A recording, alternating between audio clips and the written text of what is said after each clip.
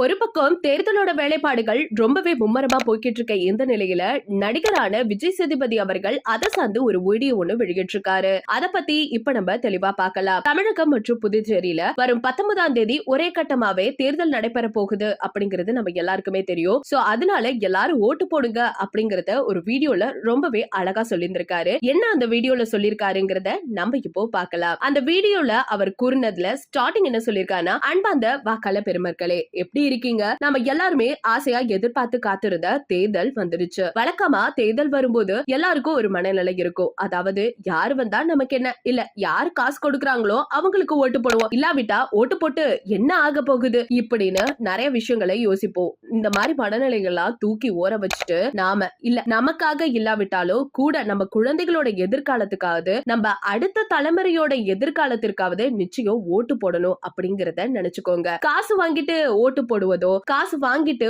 ஓட்ட விற்பதோ எவ்வளவு பெரிய துரோகம் தெரியுமா? அதை விட முக்கியமான விஷயமும் இருக்கு. பச்சை துரோகம்னு சொல்லுவாங்க. அதாவது ஓட்டு போடாம இருக்குது. உங்களுக்கு பிடிச்சவங்க பிடிக்காதவங்க யாரா இருந்தாலும் சரி, அவங்க யாரு என்னன்னு தெரிஞ்சுக்கிட்டு அவங்களால நமக்கு என்ன பயன் அப்படிங்கறத நினைக்கிறத விட நம்ம நாட்டுக்கு என்ன பயன்கிறத யோசிச்சு பாருங்க. அதுல நம்மளோட சுயநலமும் இருக்கு. நம்மளா சேர்ந்தாதான் நாடுங்கிற பேரே இருக்கு. நம்ம என்பது இன்றைக்கு மட்டும் தான் பார்த்துட்டு இருக்கோம். ஆனா நாளைக்கு நம்முடைய குழந்தைகள் வாழ போகிறாங்க. அதுவும் எதிர்காலத்தை பத்தி நம்ம சிந்திக்க வேண்டிய இடத்துல இருக்கும். நம்முடைய குழந்தைகளோட எதிர்காலம் நமக்கு ரொம்ப முக்கியம் தானே. நம்மை ஆள போவது யாரு, ஆட்சி யார்கிட்ட கொடுக்க போறோம், அவர்களுக்கு என்ன தகுதி இருக்கு, இதுக்கு முன்னாடி அவர்கள் என்ன செஞ்சிருக்காங்க, என்ன சொல்றாங்க என்பதெல்லாம் அலசி ஆராய்ஞ்சு நிதானத்தோட ஓட்டு போடுங்க. இது வரைக்கும் அரசியல் செய்த நான் கேட்கவும் இல்ல, அத பத்தி பேசவும் இல்ல, பார்க்கவும் இல்ல. இன்றையிலிருந்து தேர்தல் ஓட்டு போடுகின்ற நாள் வரைக்குமே அரசியலை பத்தி பேசுங்க. தேர்தல் செய்திகளை பகிர்ந்து கொள்ளுங்க. அது மட்டும் இல்லாம